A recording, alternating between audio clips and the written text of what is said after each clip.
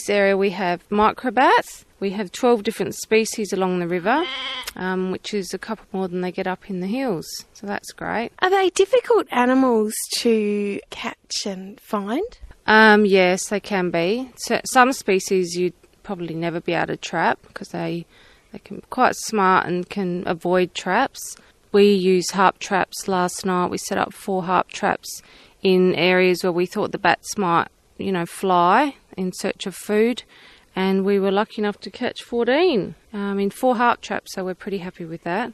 There's other techniques. You can use mist nets over water, and you do need a permit to trap bats. They are nocturnal. They come out at night to feed, mainly to avoid predation from birds. But obviously at night we do get owls and stuff, which be the main risk for bats flying at night feeding. You'd probably see them flying around someone's lights at night because that's where the insects get attracted to.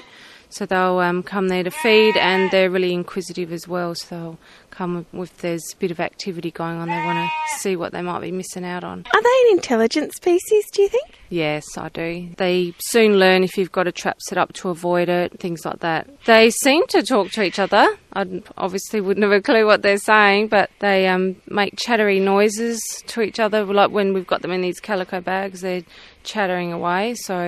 And when we record them with anabat detectors, they have a feeding call, but they also have like social calls as well that actually gets recorded. So they must be communicating somehow. The old saying was blind as a bat, but apparently they have great eyesight, and if we set these traps up under a light somewhere, they could definitely see it and would avoid it, and we wouldn't catch any. We caught some Gould's wattled bat, chocolate wattle bat, and lesser long-eared bat. Why do you want the community to be better aware of microbats? Because they're an important part in our ecosystem that we need to keep healthy, not just for birds and frogs and other animals, but also the bats as well. A lot of people don't realise that we do have microbats around. I mean, most people would probably even have them, visiting their backyards. So it's really great. If we could make people more aware of having healthy vegetation and a variety of native vegetation, and keeping your cats locked up at night so they're not on the prowl trying to eat the microbats, because some of the bats,